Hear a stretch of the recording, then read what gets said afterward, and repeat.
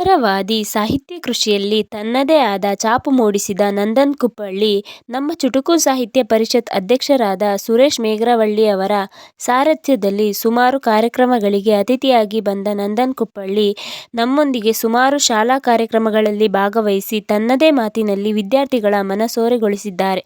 ನಮ್ಮ ಜೊತೆ ಕೆಲಸ ಕಾರ್ಯಗಳಿಗೆ ಉತ್ಸಾಹಿಯಾಗಿದ್ದ ನಂದನ್ ಅವರು ಅನಾರೋಗ್ಯ ಪರಿಸ್ಥಿತಿಯಿಂದ ನಮ್ಮ ಜೊತೆ ಇಲ್ಲದಿರುವುದು ನೋವಿನ ಸಂಗತಿಯಾದರೂ ಬರೆದ ಬರಹಗಳು ಇಂದಿಗೂ ಜೀವಂತ. ಉದಾಹರಣೆಗೆ, ಮೊನ್ನೆ ಅವರ ಮನೆಯಲ್ಲಿ ಅತಿಥಿ ಗಣ್ಯರ ಕೈಯಲ್ಲಿ ಬಿಡುಗಡೆಯಾದ ನೀಲಿ ಹೂವಿನ ನೆನಪುಗಳು ಬಿಡುಗಡೆಗೆ ಸಾಕ್ಷಿಯಾದ ಅಪಾರ ಸ್ನೇಹಿತ ಬಳಗವನ್ನು ಹೊಂದಿರುವುದು ಚಿಂತನಶೀಲ ವ್ಯಕ್ತಿತ್ವಕ್ಕೆ ದೊಡ್ಡವರು, ಸಣ್ಣವರು ಎಂಬ ಭೇದಭಾವವಿಲ್ಲ.